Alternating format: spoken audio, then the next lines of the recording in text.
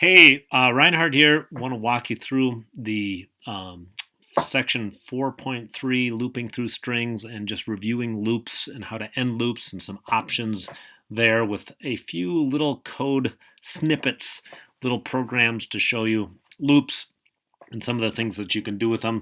So I have the first one is just a simple little program that says um, enter positive integers and it'll count how many even or odd numbers that you put in there. And where we have a slight problem, I'm just going to do a simple one even and one odd. And you can see when I do my -1 to quit, it's going to actually count that as an odd number, which I don't want. So let's quick fix that. Looking at this code, this should make some sense to you. I'm in a loop. I'm continually doing keyboard input. I'm checking to see if what is inputted is even. That is the remainder when divided by 2 is 0. So it counts that up. So maybe a better way to handle this loop is to have a quick little if statement here that says if the value typed in equals -1, I'm going to do a break.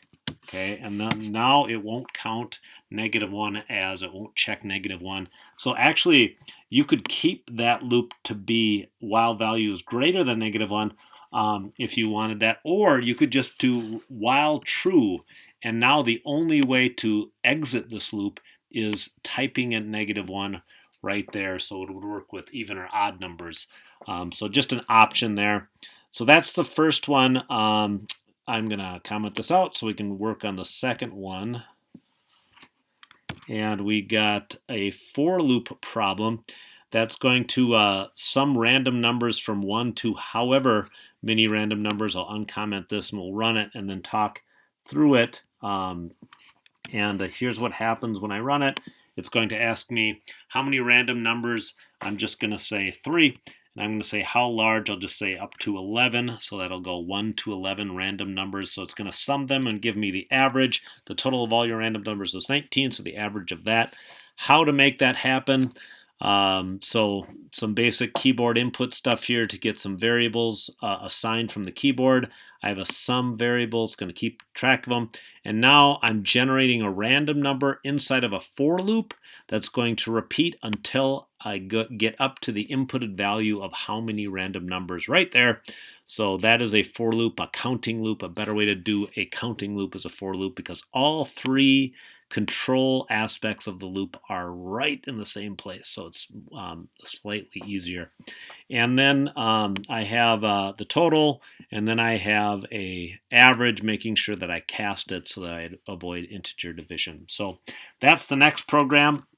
I'm going to comment that out for the next one, which is this. It's going to loop while I type in some values and let me know whether or not the inputted string has an odd or even number of characters, and then again 0 to quit.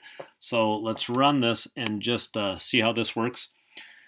So if I do this, it's just the code is going to it says enter some text 0 to quit. So before I even get going, let's look at the code. It says while some text equals 0. Remember, with strings, you have to use dot equals to compare. You can't use equals equals. But I want it to loop while it's not that. So that's why it says, so if I type in dog, it should say that's an odd number of characters. And if I type in puppy, let's just do pup, and that'll be even number of characters, and then 0 to quit. So that works just fine, except I don't know if you can see this because it's slightly off here. Let me slide this up. If I typed in 0 again, it's going to say as an odd number of characters. Not a big deal, but again, I could change this around and do that same if statement. I could say if some text equals 0 dot equals 0, I could just do my break statement, and then I can make this loop be while true. Okay, and that's slightly nicer. Now I'll avoid that problem. So break is a wonderful way, especially in a while loop, because it's not a counting loop. Generally, you use those when you are going until you want to stop. All right, last couple. Some really good programs here. We want to reverse a string. And so if they input a string, you're going to reverse the letters. And there's a few ways to do that. I'm going to run this just to show you what it looks like. And it says if I input some strings, it's going to a string is going to reverse it. So if I type in why not Baby Yoda? Huh?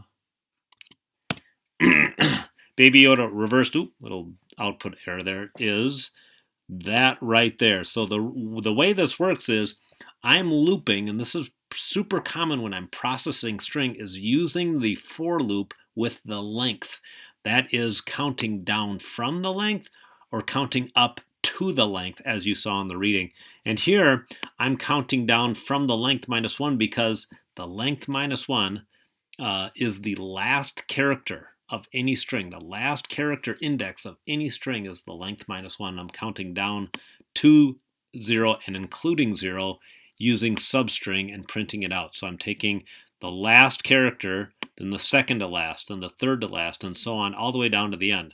That's the first way to do this, is using substring. So take a look at that. I'm going to comment that out and show you the other way to do that is with a new string method called char_at. So I'm going to uncomment that and run this code again. Slightly cleaner solution, same idea, starting at the last character of the inputted string.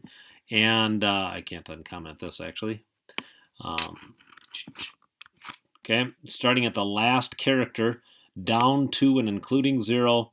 I'm just, in this case, just to show you a different way to do it, building up a reverse string and then printing that out. So let's run this.